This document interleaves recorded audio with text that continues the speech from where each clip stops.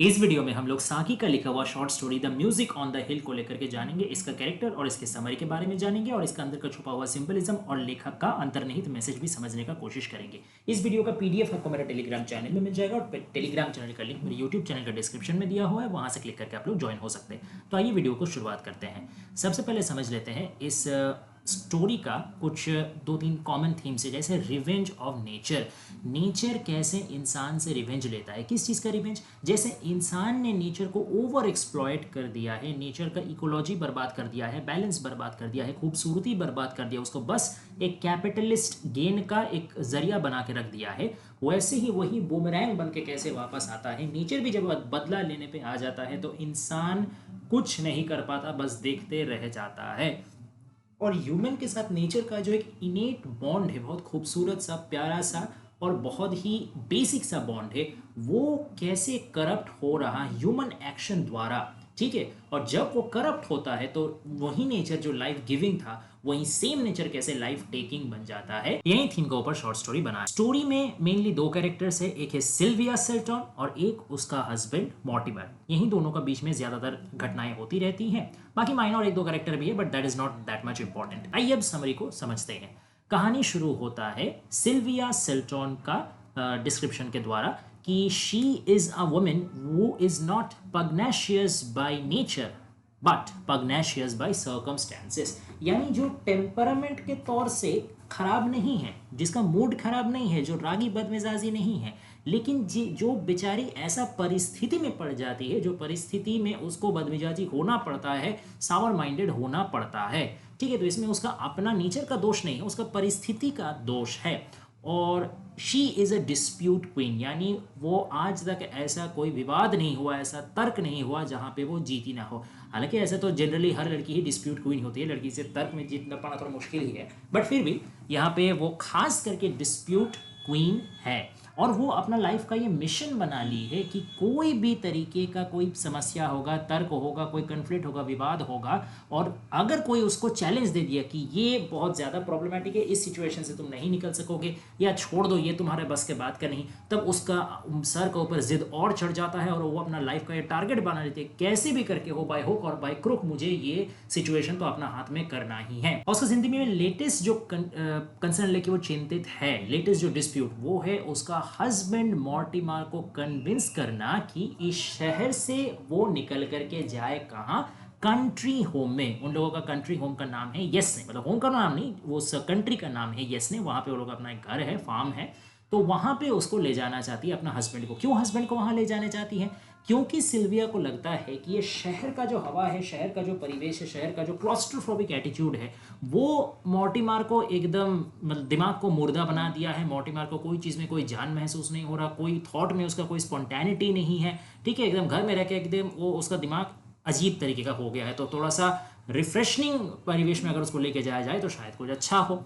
अब उसका हस्बैंड को सब कोई, मतलब खास करके उसका हस्बैंड का दुश्मन लोग क्या बोलते हैं? Dead Mortimer. क्यों ऐसा बोलता है? क्योंकि मॉर्टिमर में कोई स्वाभाविक पुरुष जैसा कुछ उसमें खासियत है ही नहीं। वो लड़की के लिए हर एक पुरुष का जो एक इनेट अट्रैक्शन रहता है, वो मॉर्टिमर के अंदर नहीं है।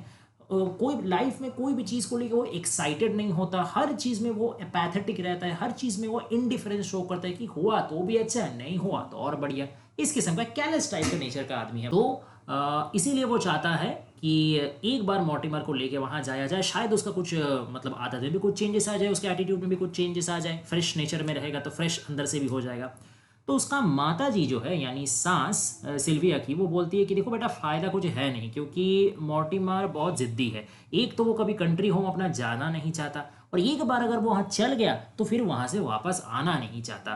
क्या पता ये जो कंट्री होम है येसने का, ये उस पर कैसा एक जादू जैसा कर दिया है, एक स्पेशल तरीके से वो अट्रैक्ट करता है मॉर्टिमर को। ठीक है, इसीलिए वो उससे थोड़ा दूर रहता है, लेकिन एक बार अगर चपेट में आ जाता है तो वो बिल्कुल जैसे हिप्नोटाइज्ड हो जाता है उसके अंडर में। सिल्विया तो किसी की बात सुनने वाली है नहीं, तो सिल्विया सोचती है कि ऐसे ही बुढ़िया बकबक करिए, छोड़ो, कौन सुनेगा उसका बात। तो वो अपना हस्बैंड को कन्विंस करता है। हालांकि इतना जल्दी मॉर्टिमर तो कन्विंस होता नहीं है, लेकिन after all Sylvia is dispute queen, how can she lose, है ना। तो वो आखिरकार अपना हस्बैंड को मना ही लेती है और दोनों मिलकर के चलते हैं।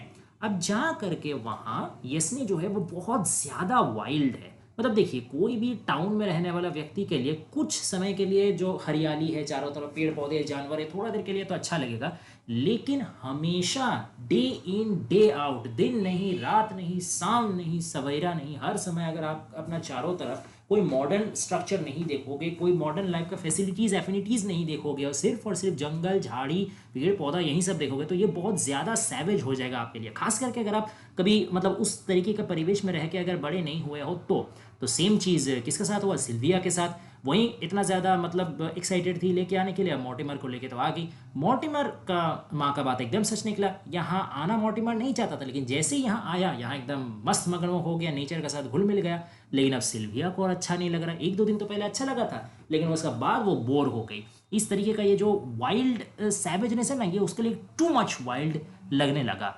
और वो ये भी समझ पाई थी कि यहाँ इस तरीके का परिवेश में जो जॉय ऑफ लाइफ है, जिंदगी का जो खूबसूरती है, that is not without terror of unseen things, यानी यहाँ पे ऐसा कुछ तो है जो आंखों में दिख नहीं रहा है और वो काफ़ी भयभीत करने वाला है।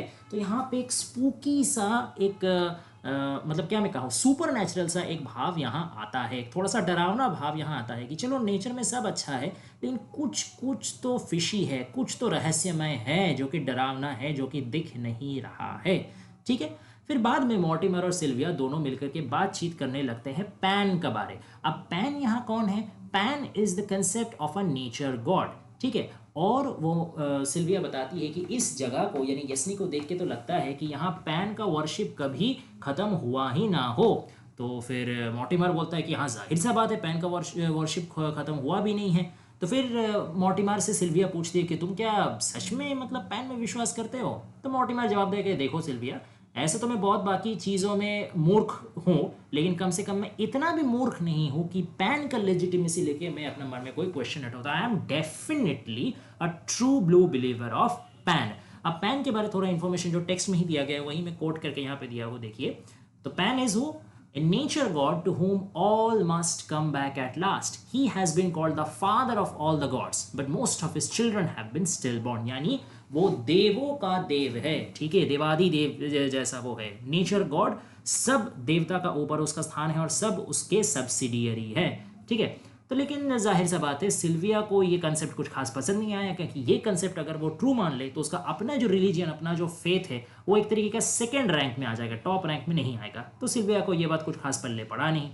एक दिन सिल्विया क्या करती है, फार्म घूमने निकलती। फार्म में डिफरेंट डिफरेंट तरह के जो एनिमल्स है, खूबसूरत हरियाली है, तो उसको लगता है कि फार्म दिन भर तो मैं घर के अंदर हूँ, इसलिए बोर हो जा रहा हूँ, जाओ थोड़ा सा फार्म देख करके आओ, थोड़ा जानवर पक्षी का चहचहाहट सुनूंगा और हरियाली देखूंगा तो मन भी खुश हो जाएगा। लेकिन कंट्रारी टू हर एक्सपेक्टेशन उसको मिलता है एक क्रशिंग स्टिलनेस एंड डेजोलेशन। जहाँ पे वो सोची एक्सपेक्ट की थी कि टीमिंग लाइफ मिलेगा, एबंडेंस ऑफ वेराइटी मिलेगा, वहाँ पे उसको स्टिलनेस, फाका, एम्प्टी मिलता है और निर्जनता मिलता है। और ऐसा निर्जनता जो जैसे उसको खाने आ रहा हो, ऐसा depressing crushing type of desolation. और एक और चीज़ क्या उसको महसूस हुआ, a sense of furtive watchful hostility. ऐसे उसको महसूस हुआ जैसे उसको कोई देख रहा है, और किस निगाहों से देख रहा, हॉस्टिलिटी का, यानी शत्रुता का निगाहों से देख रहा है, वो कोई फेवरफुल निगाह नहीं है। तो दोबारा यहाँ पे कुछ सुपर नेचुरल एग्जिस्टेंस के बारे लेखक हम लोग को बताने का कोशिश कर रहे हैं, इनडायरेक्टली हिंट दे रहे हैं। फिर वो एक एक करके सारे एनिमल्स को देखती है, काऊ को देखती है, चिकन को देखती है, डॉग को देखती है, लेकिन जैसे ही वो इन एनिमल्स को देखती है या ये एनिमल्स उसको देखता है, संगे संग सारे एनिमल्स अपना घर में वापस चल जाता है। जो भी वो एक्टिविटी करना चाह रहा हो वो एकदम चुप से पॉज होकर जाता है, जैसे लगता है कि कौन भला आ गया। लेकिन आखिरकार एक सो यानी कि एक फीमेल पिग, वो उसको देख करके कुछ नहीं हटती, वो अपना मस्त मगन अपना काम में रहती है। सिल्विया उसको देख के डर के थोड़ा हट जाता है। एनिमल के साथ उसका मतलब ये जो मीटअप था कुछ खास फलदायी तो हुआ नहीं, लेकिन यहाँ पे फिर से उसको एक चीज़ देखने को मिलता है, that is a boys golden laughter. एक लड़का का लाफ्टर का आवाज़ उसको सुनाई देता है, लेकिन वो लड़का दिखाई नहीं देता, बस आवाज़ सुनाई देता है। ये काफ़ी ज़्यादा स्ट्रेंज और सिनिस्टर लगता है सिल्विया को कि कुछ तो गड़बड़ है, कुछ तो जब से मैं यहाँ पे आया हूँ मुझे कुछ अनसुना अनदेखा सा का महसूस समझ में आ रहा है। उपस्थिति में फील कर पा रहा हूँ, सेंस कर पा रहा हूँ, लेकिन देख नहीं पा रहा। ये कौन है, ये मुझसे क्या कहना चाहता है, ये मुझसे करना क्या चाहता है, उसको समझ में नहीं आता। अब मॉर्टिमर जो है वो अपना बंदा मस्त हो गया है नेचर में, दिन नहीं रात नहीं वो जंगलों में लगा है, ऑर्चार्ड में लगा है, फिशिंग कर रहा, हंटिंग कर रहा, घर के बारे में उसको कोई ध्यान है ही नहीं। यहाँ बीवी बेचारी अकेली पड़ी है, वो दिन भर बंदा घूम रहा है।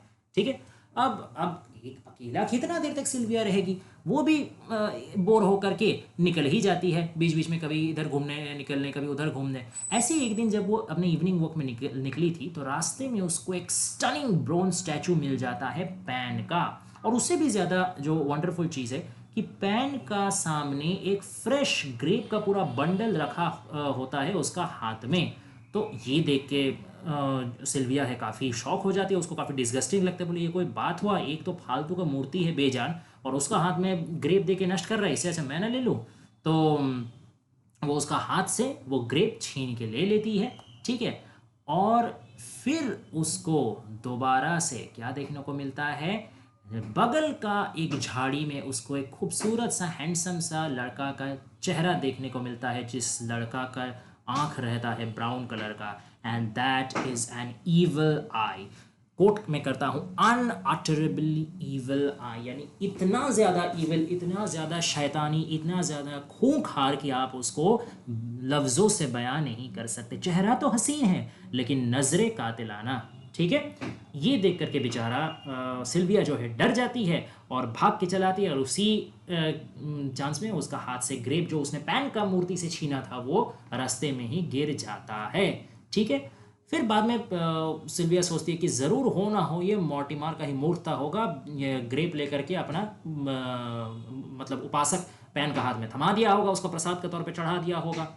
तो रात में जब मॉर्टिमर लौट के आता है तो उसको वो बोलता है कि पता है मेरे साथ ऐसा ऐसा हुआ, और वो एक अजीब सा लड़का का मुझे आंख में दिखा, लगे कोई जिप्सी होगा, मतलब इधर उधर भटकने वाला वॉन्डरर। तो मॉर्टिमर उसको बताता है कि देखो यहाँ इलाके में कोई जिप्सी है नहीं, तो मुझे पता नहीं तुम किसको मिले हो, लेकिन वो जिप्सी तो कम से कम नहीं है। और वो ये भी बोलता है कि जो तुम वो किए हो ना ये पैन का मूर्ति, तुमको लग सकता है कि that is a harmless piece of lunacy, यानी एक मादकता का, एक मूर्ता का एक प्रतीक है, लेकिन यहाँ का लोकल आदमी लेकिन तुमको बहुत ज़्यादा बुड़बक और अपना सही नहीं समझने वाला बुड़बक समझेगा अगर वो लोग को पता चले कि तुम उस मूर्ति का साथ कुछ छेड़छाड़ किए हो। ठीक है, और फिर पूछता बा है मॉर्टिमर कि तुम उसको कुछ तरीके से डिसरेस्पेक्ट नहीं किया ना। तो सिल्विया बताती है कि हाँ मैंने ग्रेप था उसका हाथ से, ग्रेप मैंने उठा लिया था, क्या करता ग्रेप रख करके। तब मॉर्टिमर बोलता है ये लेकिन तुमको नहीं करना चाहिए था, क्योंकि मैंने सुना है कि जो वुड गॉड्स होते हैं ना, जंगलों के जो देवता होते हैं, जो उनका असम्मान करता है, जो उनका मोलेस्टेशन करता है, डिसरेस्पेक्ट करता है, उनका प्रति वो बहुत ज़्यादा हॉरिबल होते हैं, बहुत ज़्यादा क्रूर खतरनाक होते हैं, बहुत भयंकर अजाब लोगों पर लाते हैं। तो सिल्विया बोलती है कि हाँ हो सकता है ये उसके लिए एप्लीकेबल होगा जो उसमें विश्वास करता है, बट मैं तो वुड गॉड में विश्वास करती ही नहीं हूँ, तो भैया मेरे लिए थोड़ी ना लागू होगा। तो मॉर्टिमर बता देता है नहीं ऐसा खुशफहमी में मत लो, ये चाहे कोई वुड गॉड में विश्वासी हो चाहे ना हो, जो उसका डिसरेस्पेक्ट करेगा सब कोई को लेकिन सज़ा मिलता ही है। तो मैं अगर तुम्हारी जगह रहता ना और मुझसे ऐसा खता हुई होती तो मैं तो वुड्स ऑर्चार्ड्स ये सब जगह से थोड़ा बच के चलता, और ख़ास करके हॉर्न्ड बीस्ट से तो मैं एकदम 2 कदम दूरी हमेशा बना कर रहता, यानी सींग वाला जंतु जानवर सब। अब ये सब सुन करके सिल्विया जो है ऊपर ऊपर तो हंस के उड़ा देते, बोला पागल हो गए हो, लेकिन अंदर ही अंदर उसको थोड़ा डर बैठ जाता है, थोड़ा गिल्ट भी उसको लगता है कि क्या मैंने सही किया, क्या वो ग्रेप वेप नहीं लेना चाहिए था, कहीं मुझे सच में कुछ होगा तो नहीं ना। ये सब चीज़ उसका दिमाग में चलते रहता है। फिर अगला दिन वो क्या करती है कि फिर से फार्म एनिमल को विजिट करने जाती है। अब जब वो जाती है तो वही फार्म एनिमल जो पिछला दिन उसको एपैथेटिक और एकदम लेजी सा लगा था, आज उसको खतरनाक, शैतानी, खूंखार और जानलेवा लगने लगता है। उसका दिमाग ऑलरेडी इमेजिनेशन ऑब्सेशन से काबू हो चुका है। ठीक है, और फिर वो बीच में मॉर्टिमर से रिक्वेस्ट भी करती है कि अच्छा मॉर्टिमर अब हमको लगता है कि चलना चाहिए हम लोग को, है ना, बहुत दिन तो हो गया, अब चलो शहर चलते हैं। लेकिन मॉर्टिमर बोलता है कि मुझे नहीं लगता सिल्विया अब हम लोग कभी भी घर या शहर जा सकेंगे। अब सिल्विया को पता चलता है कि उसका सांस एकदम सही बोल रही थी कि ये जो यस्नी कंट्री है ना, ये कुछ ना कुछ जादू जैसे कर देता है मॉर्टिमर का ऊपर। तो खैर लेकिन अगला दिन जब वो फार्म में जाती है तो फार्म एनिमल भी उसको ऐसा बहुत अजीब सा ड्रेडफुल लगने लगते हैं।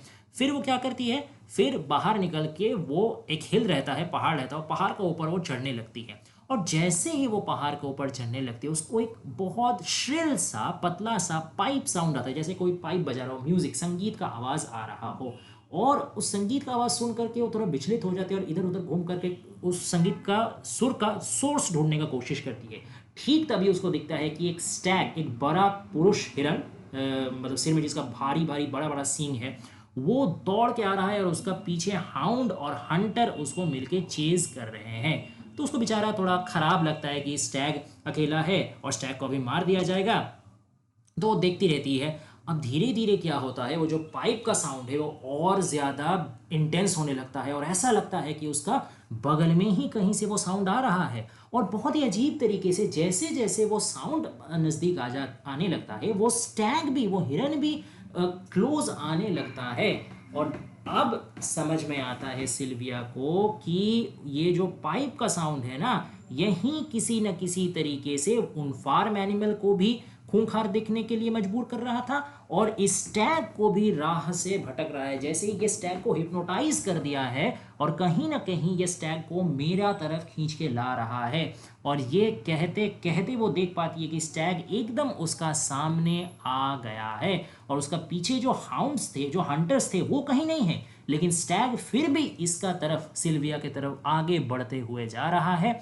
और फिर सिल्विया को डर लगता है, वो पीछे खसकने लगती है, लेकिन उसका पैर में कोई पेड़ का रूट फंस जाता है और वह खुद को छुड़ा नहीं पाता। वो एक जगह में बेचारी बैठ के रह जाती है और स्टैग उसके सामने आते रहता है, बीच का फासला कम होते रहता है। ठीक तभी वो देखती है, सांस रिलीफ का साई के साथ, कि वो अकेला नहीं है, उसका एक ह्यूमन हेल्पर भी है। एक उसका नज़दीक का झाड़िया में वही लड़का है जिसको वो बार बार विजन में देखती रहती है। वो सोची चलो कम से कम कोई लड़का, एक आदमी तो आया मेरी मदद करिए। वो मदद के लिए चिल्लाती है कि इस स्टैग को भगाओ, मुझे बचाओ। लेकिन लड़का जो है वो मदद करना तो दूर का बात है, कुछ नहीं करता है। और आखिर में क्या होता है? The antlers drove straight at her breast. The acrid smell of the hunted animal was in her nostrils, but her eyes were filled with the horror of something she saw other than her oncoming death. And in her ears rang the echo of a boy's laughter, golden and equivocal. यानी वो जो antler था, antler यानी बड़ा बड़ा जो सींग, वो सीधा आकर के उसका छाती को आर पार कर देता है। और वो एनिमल का, यानी जो हिरन का बहुत अजीब सा एक तो स्मेल था, वो एकदम उसका नाक का सामने आ जाता है और उसका आंखों में डर भर के आ जाता है। सिर्फ का वो जो मरने लगी है, मतलब एंटलर उसका छाती को इफार उफार कर दिया, मतलब क्या वो मर रही है, सिर्फ मृत्यु का डर नहीं, जैसे उसका आंख फटा का फटा रह जाता है, जैसे आंखों के सामने वो कोई भूत देख रहा हो, क्या विश्वास चीज देख रहा हो। और उसका कान में एक चीज का इको आ रहा, वही लड़का का laughter, golden and equivocal. Equivocal का मतलब है डबल मीनिंग वाला, यानी हंसी देखिए खुशी का भी समार्थक होता है और व्यंग का भी समार्थक होता है। कभी कभी आदमी जो क्रूएल हंसता है वो प्रतिशोध का भी समार्थक होता है। तो यहाँ इक्विवोकल यानी वो लड़का जो हंस रहा था, वो किस पे हंस रहा था? वो सिल्विया का ही मूर्खता पे, सिल्विया का एरोगेंस पे हंस रहा था। एक तरीके से सिल्विया जो नेचर का साथ चैलेंज लेने लग गया, तो नेचर का ये बदला था सिल्विया के ऊपर, कि पैन गॉड का उसका ऊपर बदला था कि उसने जो तौहीन किया, इसका सज़ा उसको एक ही था, दैट इज़ मौत, और वहीं उसको मिला। और ये जो बॉय का विजन बीच बीच में उसको देखने को मिल रहा था और उसका मौत के टाइम में भी उसको देखने को मिला, तो ये भी एक सुपरनैचुरल एलिमेंट है जो कि नेचर का रिवेंजफुलनेस को दिखाता है। ठीक है, तो ये था शॉर्ट स्टोरी का समरी। आशा करते हैं आपको पसंद आया होगा। अगर वीडियो अच्छा लगे तो लाइक शेयर और सब्सक्राइब कर दीजिए, और नेक्स्ट कोई भी कंटेंट चाहिए हो तो प्लीज़ कमेंट डाउन कर दीजिएगा, हम लोग उस पर वीडियो बना के जल्दी डाल देंगे। Thanks for watching guys, please stay